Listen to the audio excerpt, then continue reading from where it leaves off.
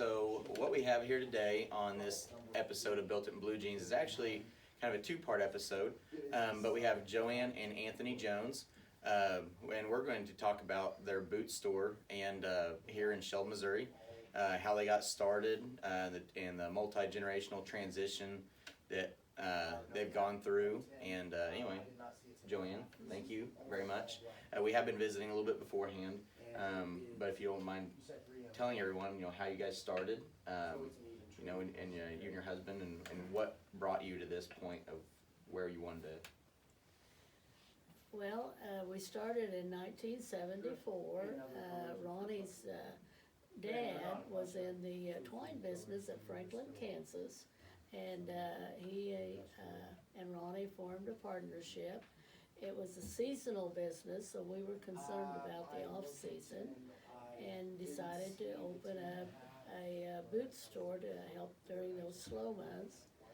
And we started with work boots only. And Ronnie went on the road because Norman just had a small territory and built the twine business up big time. And that's how we started in 1974, and that was the very beginning. And it just, we took it a step at a time from then on. Do you remember taking that jump from, and I know it's been a couple of years. Been a lot of years. But taking that jump from your steady day jobs to we're going to open a business? Oh, it was hard because we just built a house, and we were concerned about the income. Did you have kids at that time? Yes, we did. We had 3 kids at that time. So 3 kids, build a house. You don't have A another one in store. business. You're not hiding another one from me, are you? of the house. Not yet. Not yet. But 3 kids, house. Taking that jump.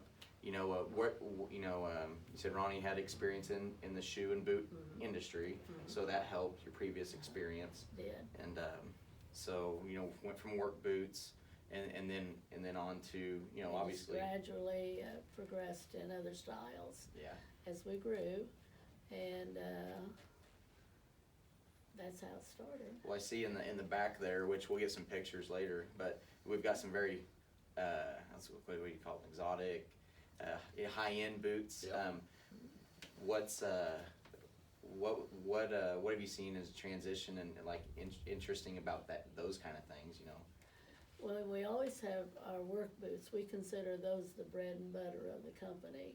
So we realized early on, of course Ronnie knew that when he started, the more stock that you have, the better you can serve the customer. And then when 3M came to town, they was a big boost to our business because we sell the steel toes. And it's convenient for the employees to come down here and instead of having to buy them other ways. At one time, we took a truck up to 3M, and they would come out to the truck and purchase the boots from the truck. But we weren't the only ones there. They had several other trucks. That's interesting. And so I think we have done most of their business the last few years because of our location and because we do try to take care of them.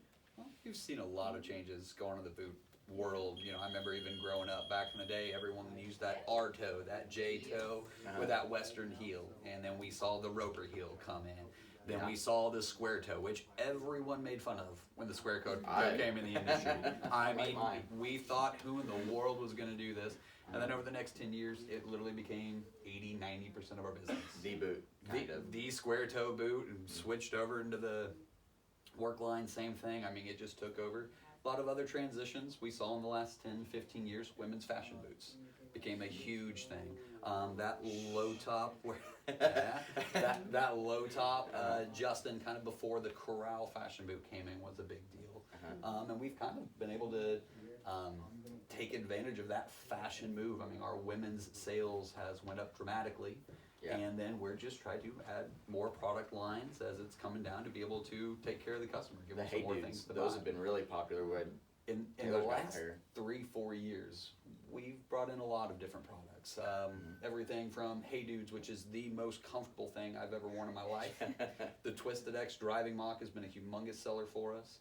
Started getting into area jeans, some cinch jeans, some other high quality Western jeans, fashion. Which ended up being the fashion world. And then kind of getting us into the fashion world has been a really big deal. Yeah. We've sold pretty much, your cowboy hats and your belts for a long time, but being able to provide a lot more than we've ever had has really helped us provide a better product and service combination to the area. So on your experience, so like most, like our farm, been there day one, and we were talking about that, you've been here since. I started cleaning boots at 5, 6, 7 years old, man. So part of being, the family is being involved from a young age. And so we do, obviously the store looks great. We went recently, went through a remodel, Yep. right? And that's when we started, offering more here.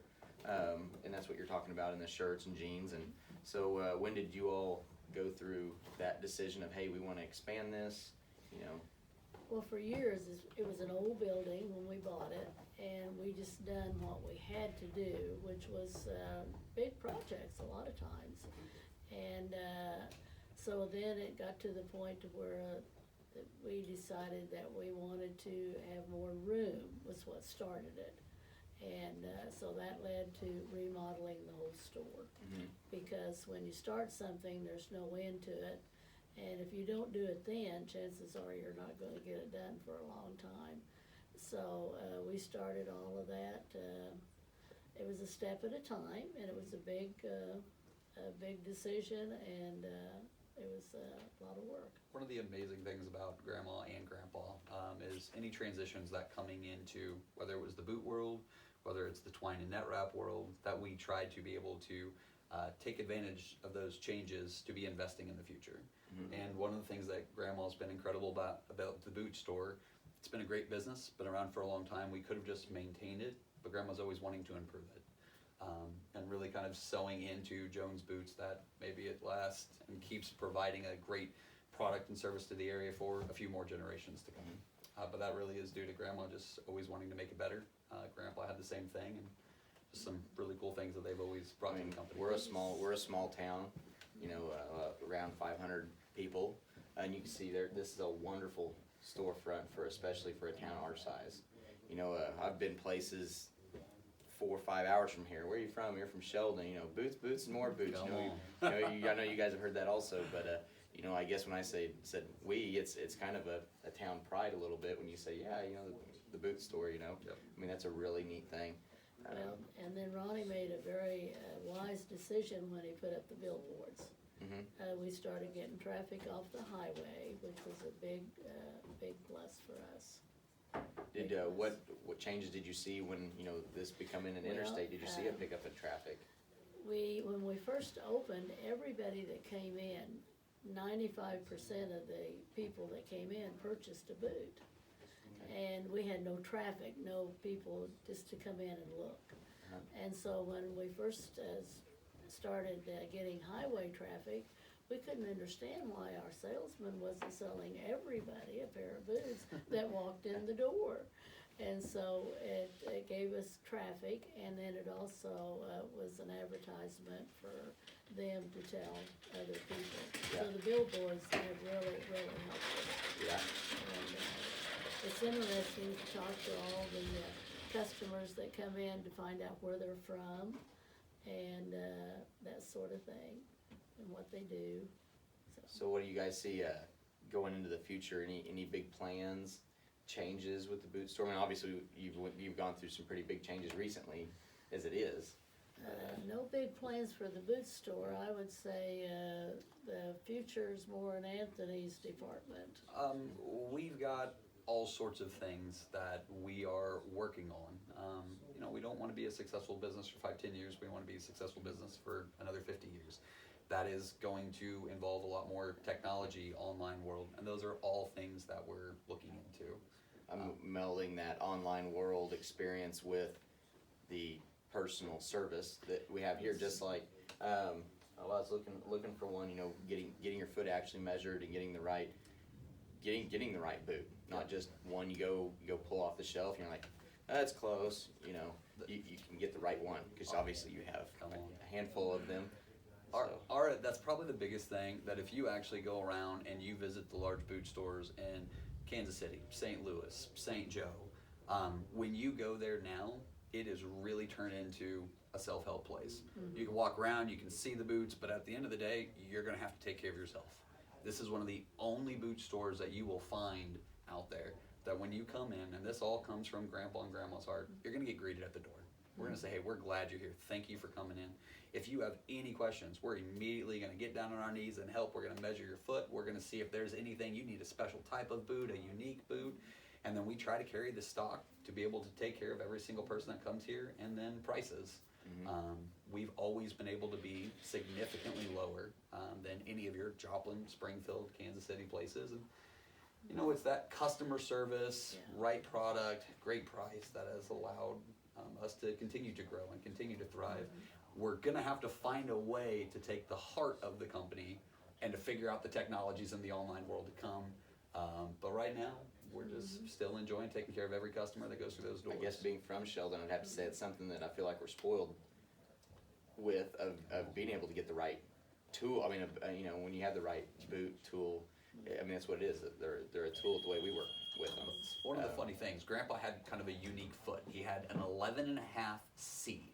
So it's not your standard, it's not your narrow, it's right in between there.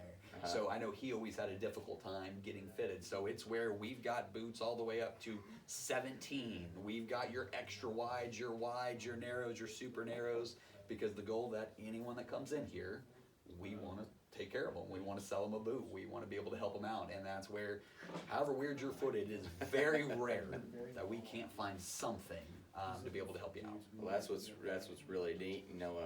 When we go to part 2, you know, kind of talk about the twine business a little more, maybe a little more into you know, the business aspect, you know, and even those things. Anything else about the boot store that you guys like to cover, go over, anything like that? I mean, it's a very, very unique business. We do get a lot of nice compliments on greeting people and paying attention to them. So even in 2020, customer service hasn't lost its appeal. So anyways, thank you for watching. Like, subscribe, and look out for part number 2.